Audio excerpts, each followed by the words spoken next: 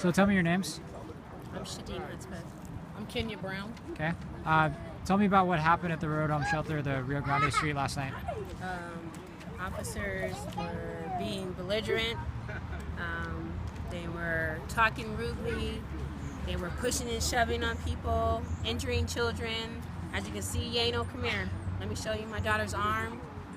They detained her for no reason in the beginning. She had nothing to do with anything, causing her to jaywalk, and they wanted to give her a jaywalking ticket. That jaywalking ticket went from that because my people were upset about them abusing a minor child who's only 13 years old and bending and twisting my daughter's arm back, to parents being upset in the road home, coming out and voicing their opinion, to them turning it into a riot. They turned from three police cars and 2 jaywalking tickets to 3 jaywalking tickets, and them saying that it was a riot and it was my children who caused it. When an officer came after my kids were ticketed and cited, and we were on our way inside the road home, and was belligerent to me, my children, pushing, shoving into my children's faces. Then children that were inside the shelter and parents that were upset trying to help me get my kids inside the shelter were shoved. Babies, there's 2-3 babies over here that were shoved, like strollers knocked over, tasers pulled out, all in front of a family shelter. It's ridiculous. It's uncalled for. These officers bully, and when you have your own rights, and you say something as far as like how you are opinionated, they don't want anything to do with you. It needs to stop. The same thing with my sister. They did the same thing with my sister. If you know her name, they want to be belligerent to you. They'll call you by your name. Gave me a trespassing ticket for sitting where the same officer that gave me the ticket told me to sit, and then I asked him why did he give me a ticket, because I agreed to disagree with what they were doing to a gentleman. Whether he was being arrested and what he was being arrested for, I don't know. But I start to film it because they got way more than passive aggressive with him. Had him cuffed, had him detained. One of the officers put his hands behind his back, pulled him up, kneed him in his butt. When they seen everybody watching, then they threw him down between the cars where people couldn't watch. The officer, sergeant, whatever, that gave me the ticket came and told me to calm him down. I told him it wasn't my job. Told me to leave from the shelter, and I told him I was homeless. He told me, and I told him that I had epilepsy and I couldn't just keep standing, and he told me that wasn't his problem. I said, so why are you giving me a ticket? Because I agreed to disagree? And he said, no, I'm not mad about that. I'm mad because people are selling drugs down here along that wall. So then therefore he gave me this ticket and told me every time he seen me at the shelter standing or sitting on one side or the other, he was going to continue to give me tickets. He's the same officer that gave me this ticket is the same officer that told me to sit on the opposite side of the street. And up until this day, never bothered me. My sister came out and stood there, and he continued to harass me, left and came back to harass me. So it just goes on. And it's, if you exercise your rights, they get angry. Then they're very They're very tauntful. This officer, you can see on the ticket, on my son's ticket as well, he never signs his information, never puts any of his name on there, but we got his name because he signed one of my daughter's tickets. He harasses people constantly. And there was no more than, he walked up to me, asked me my name, he knew my name, and still wanted my ID, so I gave it to him so he wouldn't give me another ticket saying I wasn't cooperative. But at the same time, they walk up to, a lot of these people that are being arrested are mental health. They're homeless. A lot of these people are outside, minors on drugs, and instead of them saying, well, they got this new program, but they're not enforcing that program to help the homeless and the mentally ill, they're taking this aggression and taking this, let's clean up the shelter in the park, and they are taking that and going overboard, and they are totally violating people's civil rights, totally violating it. And the people are so scared because they have to be in these streets. They're walking up to people, young kids, telling them, tell us who's doing what, we'll give you money. And then when they don't do that, then they put them on Front Street. So this is just going overboard, and people are scared, you know what I mean? They have nowhere to go. But the thing is, it needs to be stopped. ACLU, someone needs to stop in. It needs to be stopped. These officers are going overboard. So, do you know the name of the officer who assaulted your daughter? Wills or Williams. There's also Officer Levitt, Officer Edmonds, several officers that continue to keep talking to people. Like as I'm walking to the park today, Officer Edmonds, who was one of the officers that detained my daughter, is constantly keep asking me how my daughter's doing. The other officer, Officer Williams, keeps asking, or he'll stop my daughter.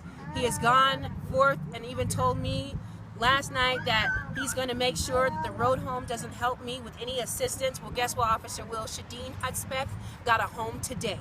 5-bedroom in Cottonwood Heights. So road home is still helping Shadeen Hudspeth because Shadeen didn't do anything wrong. My kids are not a nuisance. They never were a problem before until you guys started targeting him for no reason. It has to stop. So, what I've heard from different people around the shelter was that the cops were hurling racial epithets. The officer, I spoke to my daughter in Arabic. All I said was "Sibu Bilal Kalas." When I told the officer that, his exact words were, "In the United States, we don't do that." When I asked him, "What did you mean by that?" he said, "What?" And he got in my face and said, "'Cause you're black?" And I said, "No, I'm asking you that because I just spoke another language to my daughter, and you made a racist comment." That is uncalled for. Same thing with Officer Will. When I spoke to my children, he asked me, what country was I from? Where am I from? And I asked him, what business is that yours? That's irrelevant to what the issue was going on. That has nothing to do with the jaywalking ticket. That has nothing to do with why I'm talking to somebody. People speak different languages all the time, so just because someone speaks another language, you're supposed to target them? So, where do you want to see this go? What do you want to see? How is this going to be made right? I want it to stop.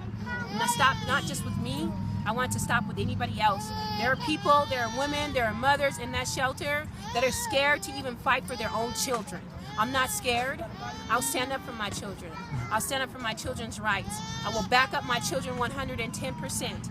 This needs to stop. It needs to stop them bullying people. It needs to stop them treating people disrespectfully. Anybody that's mentally ill. My son, they detained my son. They knew that my son was autistic and they still took him to jail. For no reason, for a detention center, and then his probation officer said that he didn't even have no business being there, and she asked if the officers knew if he had autism, and they knew he had autism. And they still detained my son for no reason after he got a ticket, because an officer wanted to come across the street and antagonize me and my family, and I stood up for my family and their rights. Okay. Anything else you would like to say or make a comment of? Don't be scared. It's freedom of speech. They may bully you, they may say whatever they want, they can give you all the tickets you want, but if you stand up for yourself, these officers will back down. I'm tired of it. There's plenty of people who are tired of it, and it's got to stop now. And you don't have to be aggressive. You don't have to be violent. You can't protest it. You can't do anything with violence. You have to do it with non-violence. Things have to be done with non-violence. I'm not a saint. I have a past, but my past is my past. I've paid for what I've done, and I've been well out of the system for many years. Last year, all year, I went and worked with juveniles and troubled youth and did speeches all at schools. So they are targeting people, but at some point it has to stop. Look at all this stuff going on. If you watch the news, you see all these police that they're investigating that are abusing prescription drugs. It doesn't matter if you're an officer or not. I don't care if you didn't sleep the night before and you're having trouble and they got you working swing shift. It's still illegal. Just as illegal as it is for him, it is for these people down here. And they're not being harassed. They always have an excuse why an officer can do this or that, and it's okay. It's not okay, because at the end of the day, when you take your badge off, you are still a human being, and you still have to abide by the law just like anyone else. There's a constitution for you also. So it doesn't matter. Either way it goes, there's a consequence, and it's beginning to be ridiculous. There's no consequence. It's always an excuse. It's always these people down here are bad, and the people that come down here that are not scared to help people, then they want to run them off. But there's people out there that are not scared to fight for people's civil rights, and now they're tired of it and they're standing up. So, you know, this family, this woman here, she don't have anywhere to go. She's been at the shelter forever. How come you guys aren't using this brand new hostess program to help these women? They're out here pushing strollers. You guys are putting them out 5, 6 in the morning. Where are they supposed to sit? You guys don't have a place. Once the Wigger Center closes at 4 o'clock in the daytime, where are these women supposed to go with their kids? They're remodeling the playground Sitting right on now. the ground, in the cold, in the rain. The with playground's babies. being remodeled It's right now. ridiculous. These parents, they don't have anywhere to smoke. They got to go out to the front. They say the road home says you got to go to the front. The police say you can't be in the front. They want to harass you. It doesn't make any sense. If y'all are going to make a rule, y'all are on the same page for your laws and you're on the same page for your rules, then be on the same page when you guys make construction for something. This or is you a change homeless area. things. I don't understand why the harassment. You're harassing people that are homeless. They're in the homeless area, which was made for them. That middle park couldn't go in for a long time. That is for the homeless. What is their problem? It's ridiculous. It's unconstitutional in the first place. And if they look at what they're doing, they need to look at read all about it, and then they can stop. Grandkids. They need to stop. Because obviously they don't know the rights that people have, or they're ignoring them, which they do. What it is that a lot of these people are addicts. A lot of these people are mentally ill, unstable. Spice has gotten, it's an epidemic around here. Yeah. People are on that spice. They're scared, they're homeless, they have nowhere to go. So therefore the law enforcement can take advantage of them and abuse them and scare them and taunt them and get in their face. Now you're high, you're coming down off your high, the police are in your face and you're getting aggressive. That's called defense mode. A lot of these people have PTSD. They know what they're dealing with, but they pretend and they pay games and they want to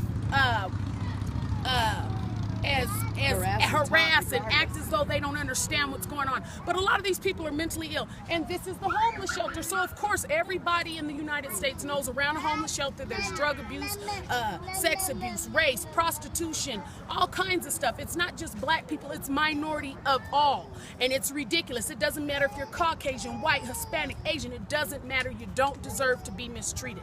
They need to do something with this program that they have and use it to help these people instead of using it to get in and be nosy and see what they can find out. Then they're putting these kids at risk of being hurt because they're pulling them to the side and acting like they're arresting them and saying, well, I got $100, I got $50 if you tell me this and that. And now the kids are so tired of it, they're starting to say it, you know, like, I don't care how much money you got. I'm not going to give you nothing. I'm not going to tell you nothing. Like I told the officer, don't come ask me nothing about what's going on. Do your job. Because when you leave at the end of the night, my niece, she's 16, which is Shay's daughter, got jumped by a whole bunch of grown women down here, Hondurans or whatever, Mexicans. I don't know what they were. It's not my business. But however, whatever the case may be, she's a child, she's a minor, they are grown. The officers came into the Wigga Center. My sister wasn't here, so I went and got her, and I told them, she's not talking to y'all until Shay gets here. Well, who are you? I'm the aunt. And I said she's not talking, don't ask her anything else. Well, she's breaking the law. I said, well, she's not breaking the law because she's a minor and she doesn't have to talk to you. But the thing was, he said, well, I've been really nice to you, and I've been trying to get you to tell me some things to help me out to get this place cleaned up. That's not her job. She's a child. It's for the police to do their job, not for us. That's for them to do. We don't get paid for that. And it's affecting a lot of these mentally ill and these minors, and it's not fair. It's not fair because where else do they go?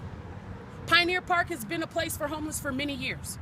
Where else do they go? You clean up down here, you flush them to State Street and North Temple. Wherever they can get some shelter, that's where they're going to go. They don't deserve to be misused. Under bridges, anywhere. So that's basically what I have to say. I told the man I was homeless. The cop told me I wasn't homeless. I have a homeless card, but that wasn't my business or his business for me to have to show him that for a trespassing ticket. He didn't get me for anything else but trespassing, harassment. That's all it was.